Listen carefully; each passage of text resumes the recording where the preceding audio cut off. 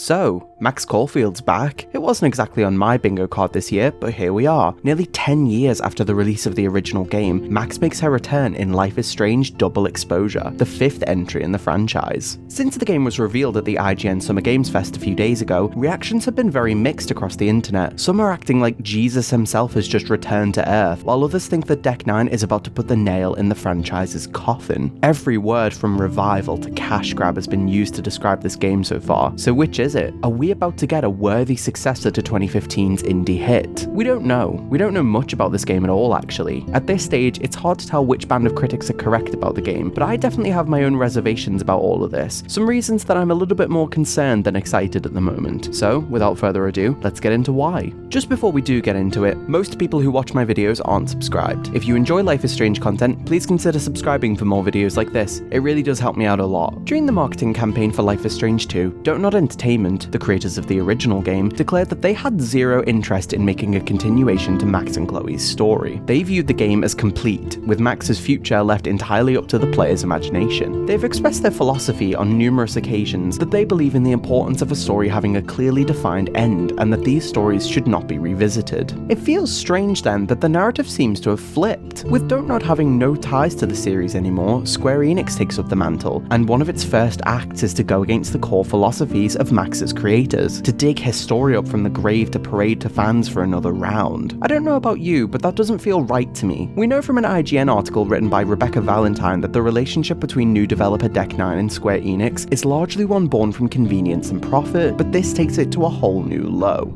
Now, of course, media changes hands all the time. Just because something wasn't written by the original creator doesn't make it somehow worse. DeckNine did a great job with giving us more depth into Chloe's character in Before the Storm, but this feels directly antithetical to what Don't Nod would have wanted for Max. They've inherited a character that was never designed to exist beyond the scope of the game she originally starred in, and that's always going to leave me feeling a little bit weird about the story from the get-go. With Max being the protagonist of this new game against what Don't Nod would have wanted, combined with Square Enix's obsession with trying to recreate the profit-generating spark of the first game, it's easy to see why many are quick to brand Double Exposure as an easy cash grab, and I don't necessarily disagree. It's hard to enjoy a game when you feel like a demographic being exploited, and so far, the marketing for this game doesn't exactly put those worries at ease. Double Exposure doesn't come cheap, with options ranging from £50 as a standard release all the way to a £75 Ultimate Edition. The game's actual price points aren't the worst part about it though. Many fans have not noticed, but Square Enix are also currently selling a collector's edition of the game for £60, which doesn't even include the game. Yes, that's right, if you actually want to play Double Exposure alongside looking at your replica of Max's notebook, you'll have to fork out an additional £50 in addition to the collector's edition, something that's very unfriendly for consumers and might end up in a lot of people getting tricked. The weird marketing doesn't stop there though. Players who purchase the more expensive editions of the game will access unique perks. This has always been done in DeckNine games, but traditionally these have been DLCs and extra outfits, purely additional things that don't tamper with a player's enjoyment of the base game at all. In this release, they've made a big change to their monetization model. Players who purchase the Ultimate Edition will get access to the first 2 episodes of the game 2 weeks early. That might not sound too bad at first. Plenty of games offer paid betas as incentives these days, but for a Life is Strange game, this kind of marketing incentive is heavily predatory.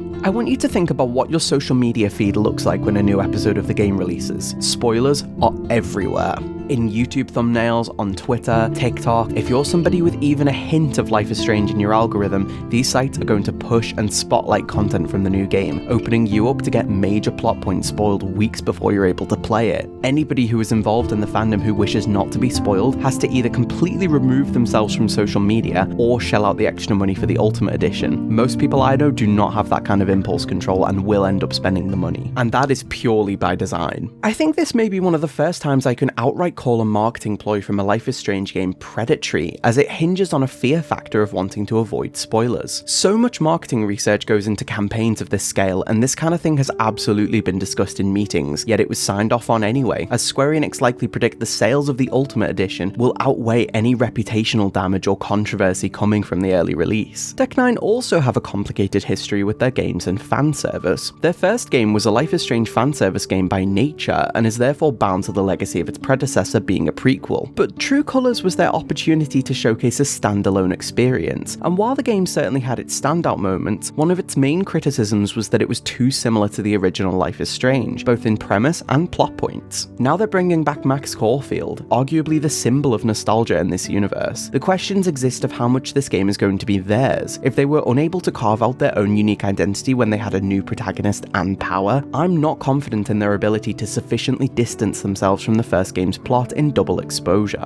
The devs have specified that playing the original Life is Strange is not a prerequisite for playing double exposure, and that the new game is accessible to players who've never even heard of Max, which is good news, but the question exists then, why even make her the protagonist to begin with? See, this is the issue. The devs have set themselves an arduous task. The game needs to be far enough away from the identity of the first game to be original, but if they're going to bring Max back, it needs to be for a good reason to justify her return. Max needs to feel like the correct protagonist for this game, like it couldn't exist without her, which I'd imagine is a very difficult bridge to gap without getting too far deep into the fan service territory. Not to mention, no matter how they characterize Max, fans are going to take issue either way. Make her too similar to her 18-year-old self and you'll get fans calling her bland with no character development. Change her too much and she'll be unrecognizable, and she may as well have been a new person entirely. And that's not even bringing up that by confirming or denying Chloe's existence in the game, the developers will invalidate around 50% of the people who chose to either sacrifice or save her. That said, I have seen a theory that talks about the game being split across two timelines and Chloe being alive in one of them but dead in the other. I do think that would be pretty cool, but given that Max says the two timelines are identical apart from Safi's murder, I don't think it's likely. We'll have to wait and see how they handle references to the previous games. However, when asked by a fan about whether Chloe is alive in the new game, the narrative director for the game responded with the phrase, "You tell me." I think it's very likely that at the start of the game we will receive a pop-up to say, "Have you played Life is Strange 1?" However, given the time constraints it would take to develop Chloe as a character in one element of the game but not the other, I don't think they'd go to the extent of fully implementing her in the game. I suspect we'll see Chloe through text messages and maybe a phone call. Back on topic for a moment, let's not forget, earlier this year DeckNine had a very scathing article written about their toxic working environment, crunch culture, as well as Nazi hate symbols found in an upcoming game. That game was Life is Strange double exposure. Despite assurances from devs that the game is in a much better state now, it's hard to ignore that DeckNine's executives seem to spend a long time not protecting their employees while they worked on the game. We might even see some players refusing to play the game at all on account of the allegations made in this article. I'll still be playing it, but I can completely understand why others might be reluctant. In a world where we frequently vote with our wallets, deciding which companies uphold values we want to support is a massive part of our purchasing power. People are well within their right to boycott it, but I suspect most people either won't know or won't care about what's going on at DeckNine. We saw from the Game Awards last year that advertising and consumerism tend to excite audiences a lot more than real-world issues. If you weren't aware of what happened at DeckNine Games, I do have a video on the topic that I'll link in the description, definitely worth a watch. So what can DeckNine do? Life is Strange Double Exposure is a game with a lot of baggage behind it. One interesting perspective I get as somebody who creates content is that I get to see opinions from lots of different fans of the game. And opinions on this new game seem to differ wildly, more than any other entry in the series. DeckNine have inherited a franchise with a complex history, and appeasing all fans is going to be nearly impossible. I think we're fortunate to be at a point where all fans of the franchise have a place to go though. Fans of the original game who've been left wanting something more for these past 8 years finally have a game that's designed with them in mind, and fans of Dontnod's anthology approach to Life is Strange have lost records on the horizon. If this game isn't for you, you've got Swan's Adventure to look forward to at least. DeckNine are inevitably going to disappoint certain parts of the fandom no matter how good the game is at this point, because everybody wants something different from Life is Strange now, and that's fine, but in my opinion, DeckNine need to seize this opportunity to truly make this game their own. Give it a unique identity, embrace your position as the new driving force of the franchise, and try and make something worthy of a legacy. The last thing we need is this game clinging too heavily to fan service or not offering us anything new. Make me care about Safi, evolve Max's character, establish Chloe and Arcadia Bay as part of her life, but not the only part. She's been busy over the last 9 years. Let's explore what we don't know rather than what we do, and we'll see what happens to Max in just a few months' time. Thank you for watching. It's been a hectic time trying to balance things in my own life alongside making videos about double exposure, but it's very exciting to have a new Life is Strange game to talk about. DeckNine are releasing a new video about the game on the 13th of this month, so why not subscribe to see my coverage of it? You got this far into the video after all. If you did enjoy this video, consider giving it a like and comment down below. How are you feeling about double exposure? Do you have faith in DeckNine's ability to give us a good story, or are you skeptical of their tendency tendencies towards fan service? Let me know. I enjoy reading all of your comments and I even use them as inspiration for my future videos. If you fancy showing your support in the form of a tip, I'll also have my Patreon linked below too, and join our Discord server where we discuss all things Life is Strange. With that, I think I've said my piece. Thank you so much for watching. Remember to watch the DeckNine live stream tomorrow and have a good day. Bye bye.